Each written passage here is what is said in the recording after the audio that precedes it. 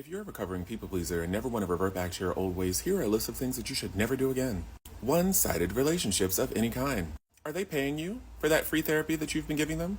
Do they love you? Do they value you? Do they even respect you? Because you're giving them advice that they're not taking. You're listening to all of their problems that they don't want to solve. And yet anytime you speak about anything that you've been through, you're going through, or that's bothering you, you get dismissed, minimized, invalidated, and devalued. You get told to just let it go and move on. If you're done with people pleasing, let them go and move on. Because anyone that diminishes what you have been through, what you were dealing with, and what life is for you, while simultaneously expecting you to be there through all of their problems, some of which you have personally watched them induce upon themselves, and you are supporting them religiously, like to the core, while they're just feeding off of you, that's still people pleasing. Can you focus on me? Baby, can you focus on me? Welcome back to my channel. My name is Giselle Linia. Please don't forget to like, share, subscribe, and turn on your bell notifications so that you don't miss a post. When you're really recovering from people pleasing and you're really starting to do what God is calling you to do, or you're just choosing you, period. Not necessarily in a selfish way, an inconsiderate way, or making life all about you, but you're actually deciding to say no when you can't. You're saying no when it's really not in your ability. You really don't feel called to do that. So you're actually saying no. Like you're not saying yes because you feel pressure. You're not saying yes because you're trying to control their narrative. This is the scary part. There are some people that really only rock with you because you said yes. They have to get adjusted to the new you. People start to fall in love with a false version of ourselves. We said yes when we wanted to say no. And we created a narrative with all those yeses that some people, it's going to be a hard time for them to adjust. But the good news is they'll be there. Some people won't. And then I'm reminded of this scripture. If I'm really trying to please God, it's going to be very difficult for me to continue to please people. I got to choose.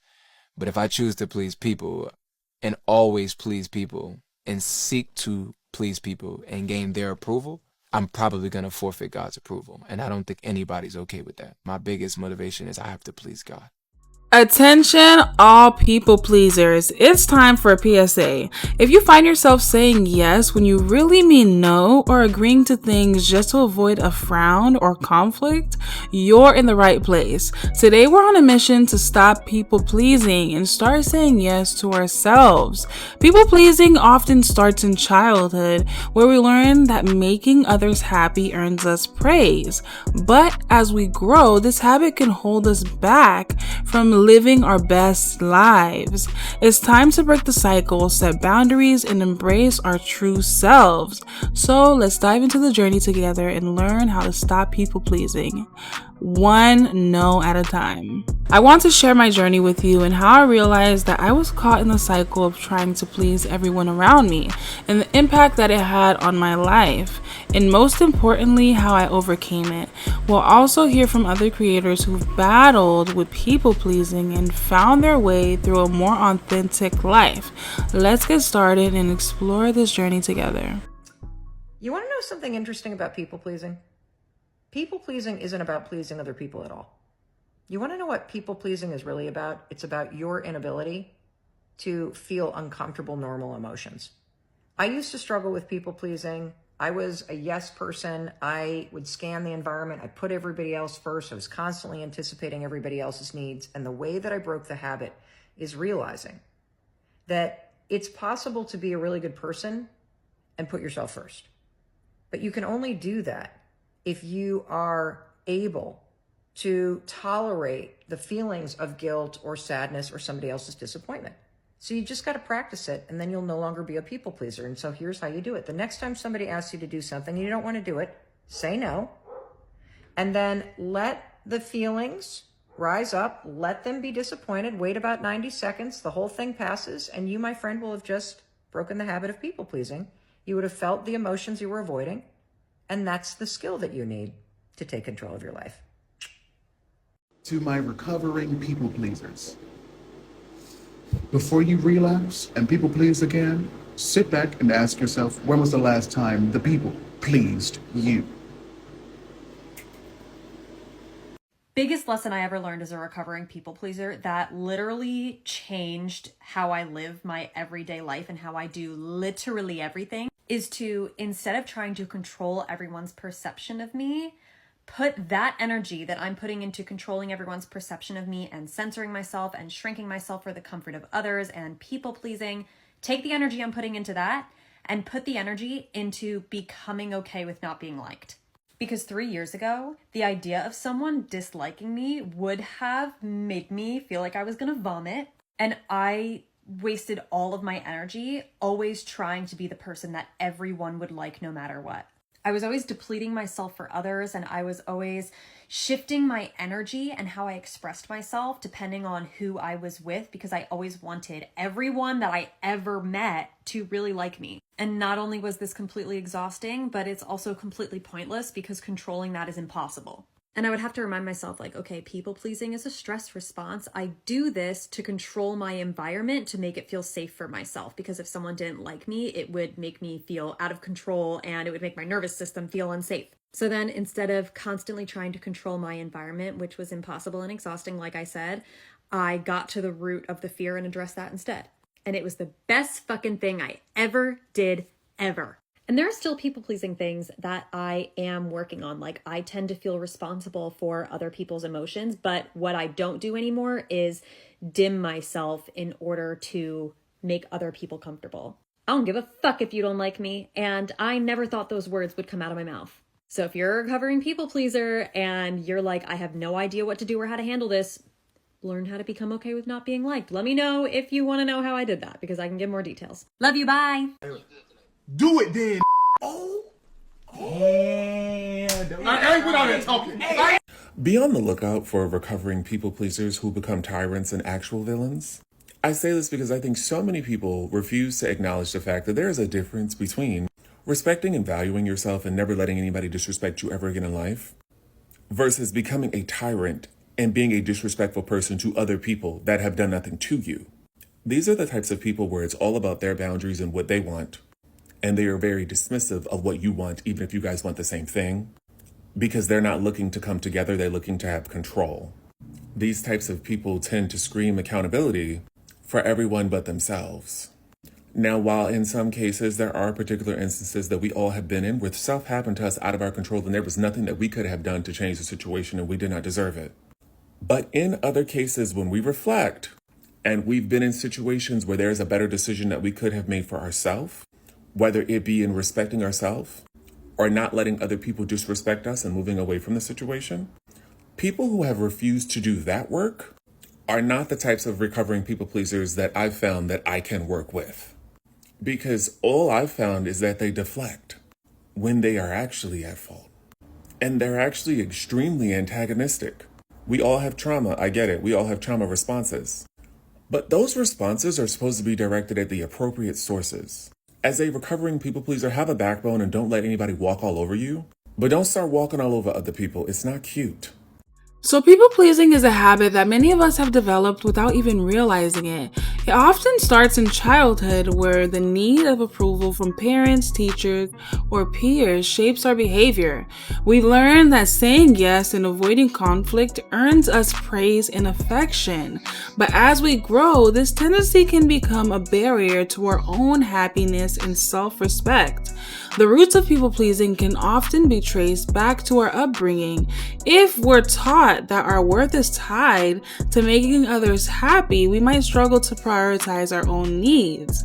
This can lead to a cycle of saying yes when we really want to say no and feeling overwhelmed by others' expectations. Overcoming people pleasing starts with recognizing its impact on your life. It's important to understand that your needs and feelings are valid. Setting boundaries is a crucial step. It might feel uncomfortable at first, but it's essential for your well-being. Remember that it's okay to put yourself first. By doing so, you'll build more genuine relationships and a healthier sense of self. Let's explore this journey together and learn how to embrace our true selves, free from the need to please everyone else around us. People pleasers usually start out as parent pleasers. If you grew up in a household where your parents were pretty authoritative and we're very focused on you following directions and listening to them and conforming to what they needed you to do. And we're pretty clear, like, I don't care how you feel about it, you have to do it, period. And if they ever got really triggered or mad at you, if they just gave you the silent treatment, just kind of pretend like you didn't exist, pulled their love away. If you were trying to get their attention, they just ignored you. This can cause people pleasing. And honestly, same with things like spanking or smacking, or taking away pretty vital things to you, whether it's your friends, food, whatever. All of this can like very deeply ingrain people pleasing into your fight or flight system, because like you gotta stay safe. And if that means placating and pleasing everybody in the room, fine, I'm gonna do it because I need to stay connected to my friends and get my dinner. But often when you grew up in an environment like that, you just learn to kind of disconnect from your needs if you know that they're not going to be met, whether they're emotional, physical, whatever. You just focus more on making sure everybody else is happy. And sometimes people can describe this as a little bit manipulative, this whole people-pleasing process of like, I'm going to change my behavior to control the way that you think about me, is honestly what is required for a lot of people to have their needs met. Like, they have to scrape and scrounge just to have some of their most basic needs met, even if the need is just peace. And this can be a very hard reflex to turn off, especially if you've been doing it since a tiny child. Again, it's wired into your brain. It's your knee-jerk reaction. But I just want to say that there is hope for changing some of these behaviors. A lot of it is just really developing the self-awareness of what you're doing and why, and finding little ways to rebel against your inner impulses to people please. And sometimes you just gotta catch yourself on the back end. You say yes to something that you don't really want, and you're like, actually, hold on. Now that I think about it, no, I can't. And you take it back, okay? You take back your time, your energy, your power. You start to reconnect to, what do I actually like? What do I want to do for me? Sometimes this is a big question for people that they've never asked themselves. And if you haven't asked yourself these questions, it's time to reconnect with the inner child that didn't get to play enough. What do I like to do? What do I want to do? And how can I protect that above all else, including above other people's feelings? If you're a recovering people pleaser and never want to revert back to your old ways, here are a list of things that you should never do again. One-sided relationships of any kind. Are they paying you for that free therapy that you've been giving them? Do they love you? Do they value you? Do they even respect you? Because you're giving them advice that they're not taking. You're listening to all of their problems that they don't want to solve. And yet anytime you speak about anything that you've been through, you're going through, or that's bothering you, you get dismissed, minimized, invalidated, and devalued. You get told to just let it go and move on. If you're done with people pleasing, let them go and move on. Because anyone that diminishes what you have been through, what you were dealing with, and what life is for you, while simultaneously expecting you to be there through all of their problems, some of which you have personally watched them induce upon themselves, and you're supporting them religiously, like to the core, while they're just feeding off of you, that's still people pleasing. Just because we can empathize with and understand other people's trauma, and have the capacity and the unlimited ability to be there for people the way that people have not been there for us, that does not mean that you should extend yourself to people that don't care about you. Everyone wants to be heard, seen, validated, and valued. We have all been through a lot. And sometimes people do not have the capacity to give. But if the reason why someone is not giving to you what you are giving to them is because they don't respect you, and you find them brushing off everything that you have been through, telling you to just let it go, get over it, when they're not over anything that they've been through at all, that's a toxic one-sided relationship that will leave you bitter, resentful, and angry. And it will only get worse the more you continue to talk to them. So stop. Which brings me to my next thing. Overextending yourself when you don't have the capacity. Giving your last to people that don't appreciate it, simply because you believe in other people more than you believe in yourself.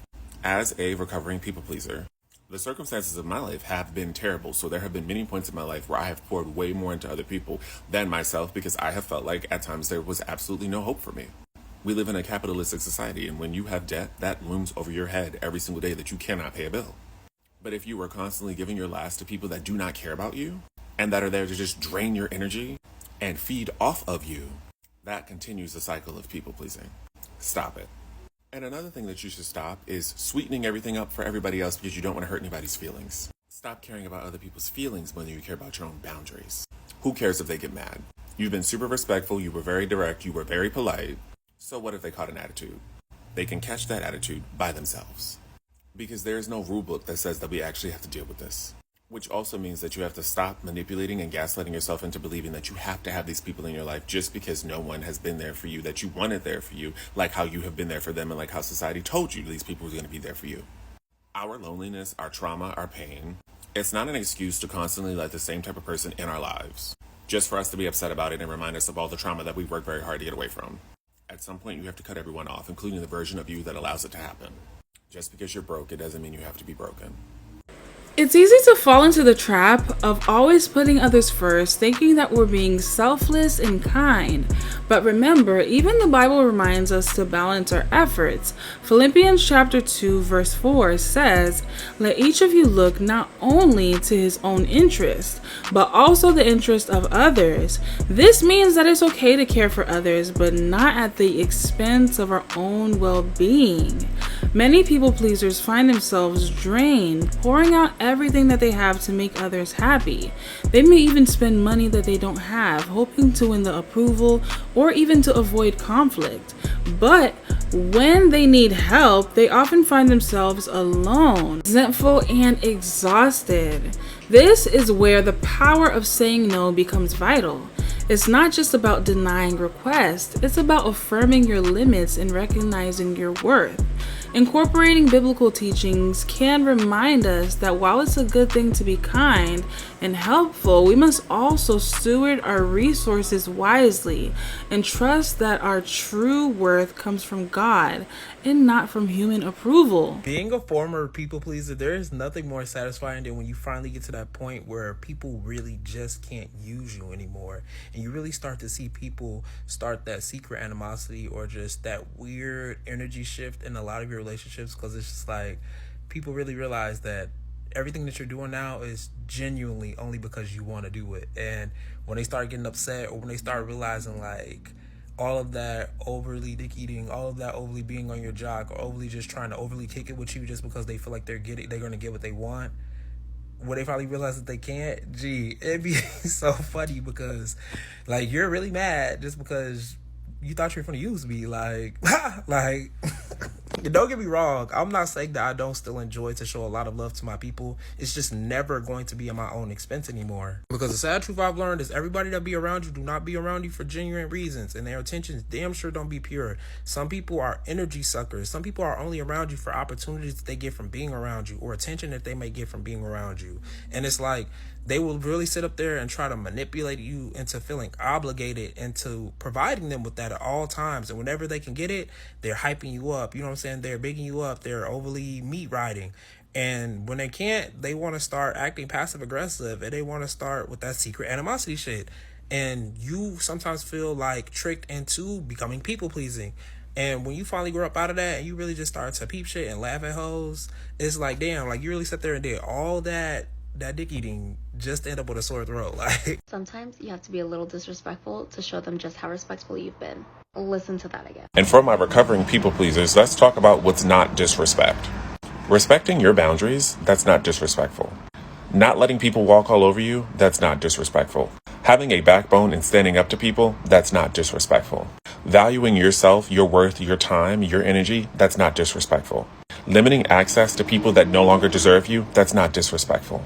I say all of this because when I decided to start establishing boundaries in a lot of my unhealthy relationships in the past, whether that was at work, family, friends, school, or romantic partners, I was labeled as mean, and I was told, oh, you're not the same, you've changed, you're acting brand new, you're acting different. Yeah, I am, because why do I want to let you disrespect me? That's stupid. And this is why I believe in telling people how you feel. Of course, exercise situational awareness. And if you have to put it on your to-do list for later, make sure you actually handle it later, because people will do to you what you allow them to. A lot of times we brush stuff off and we push things to the side thinking that if we just let it slide, they won't do it again. Sometimes you think if you just tell someone nicely or politely, they won't do it again. No, with some people, you just have to be very direct. And if they try to cross that line again, you just got to cut them off. Per my last email is not disrespectful, because if you were smart enough to read, you would know that I said this 30 minutes ago. That's not hostile. That's not you overreacting. That's you showing people that they should pay attention, because how many times have you said this? People think that we're supposed to constantly repeat ourselves. If you don't feel like it, you don't have to. Telling somebody, don't talk to me that way, that's not being disrespectful.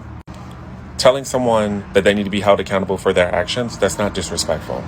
Returning the same energy that somebody gave to you first, that's not disrespectful. And a lot of people will convince you that you're being disrespectful because they're not used to you standing up for yourself. Your body even plays tricks on you sometimes, because I know for me, when I first started establishing boundaries, I would get cold sweats, I would have heart palpitations, I would literally internally be freaking out, because any time that I tried to establish a boundary with a toxic person that showed me that they were toxic, they always had a very negative reaction. And silly little old me would continue to try to get them to respect my boundaries for extensive periods of time where it was just a waste because they never did, and I just needed to cut them off. One, good getting them together, and if they don't get it, never speak to them again. And sometimes that one time that you get them together, that needs to be the last time that you speak to them. Because if you allow people to disrespect you, you're not respecting yourself. In fact, you are disrespecting yourself by sitting through someone else's disrespect that you do not deserve. Again, time, place, situational awareness, all of those play a factor in these situations. But it is your responsibility to teach people how to treat you. And the only way you can really do that is if you know how to treat yourself. And for a lot of us, that takes copious amounts of life lessons. I mean, I have had to reach some very low lows in order to treat myself better so that I would know what I would not be allowing in my life. But standing up for yourself, that's not disrespectful. And don't let anyone tell you otherwise. As a recovering people pleaser, I have one thing to say. I didn't like hearing this the first time that I heard it. I felt very attacked. But if you find that you are a people pleaser, I need you to listen to me. I say this with love. I say this with care. I say this with compassion. I say this as somebody who has been a people pleaser and who is now trying to work their way out of it. When you are a people pleaser, when you put your needs second and you focus on trying to make others happy and please them and trying to anticipate what they need and doing whatever you might think the other person needs to try to make them happy, in some ways, I know you're not trying to be, but it can be manipulative and you can be lying. You are not being truthful to yourself when you put your needs second and try to please somebody else because you're trying to feel safety. I get it. I understand. There are so many things in my brain that are just like automatic fight or flight responses. I go into fawning. I just want to people please. I want to make somebody else happy because if you're happy, you won't hurt me. And I will sacrifice and put my feelings aside. No, I don't care. It's fine with me that we don't go there because I'm scared that your reaction is going to cause me harm. So I put aside my feelings. I put aside my wants and needs to try to keep myself safe and to make you happy because your happiness in my brain equates my safety. Please take care of yourself. If you identify as a people pleaser, I need you to learn how to say no. I need you to practice standing up for yourself and saying, no, that makes me feel weird. I need to respect what I want. Even with little things. You can start with little things. Little things like choosing where you want to eat. When somebody asks you, what would you like to eat?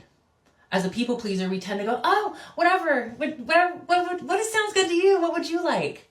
And then somebody else says their response, you're like, that sounds great. I love that. How many times have you honored your own feeling? If it comes up in your body, they're like, man, I really want some French fries and a chocolate shake right now. But I know I'm not supposed to be eating those things. So I know they're going to make fun of me for saying that. And I know that they can't have it. I know they don't want it. So like, I'm not going to say that I want this specific thing.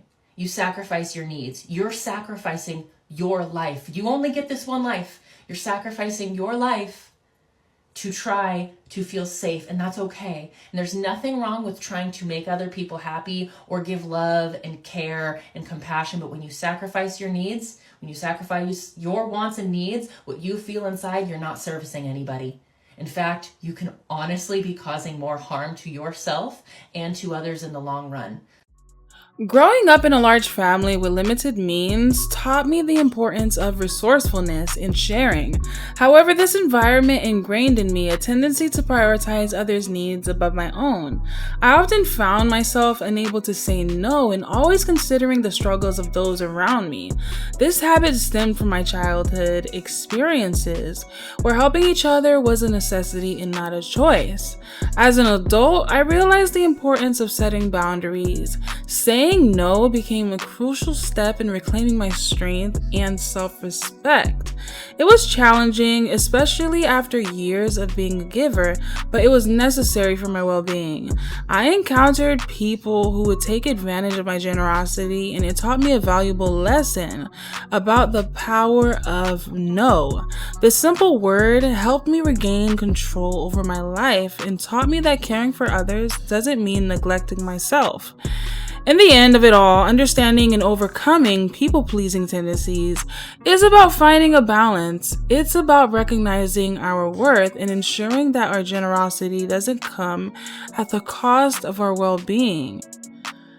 By creating these videos and sharing my journey, I hope to inspire others to find their voice, set boundaries, and remember that it's okay to prioritize themselves sometimes. Okay, now I want to hear from you. Have you ever struggled with people pleasing? Maybe you know someone who does. How has this impacted their life or yours? And if you've overcome people pleasing tendencies, I'd love to know how you did it. Sharing our experiences is so important, and I truly believe that we can learn from each other. So let's keep this conversation going down in the comment section below. Your story could be exactly what someone needs to hear. Let's grow together. And if you haven't already, subscribe to this channel. What are you doing? Are you new here? But go ahead and subscribe, like, and share with someone who needs to hear this message. Thank you, y'all, for tuning in. God bless y'all. Stay safe. Bye. Can you focus on me? Baby, can you focus on me?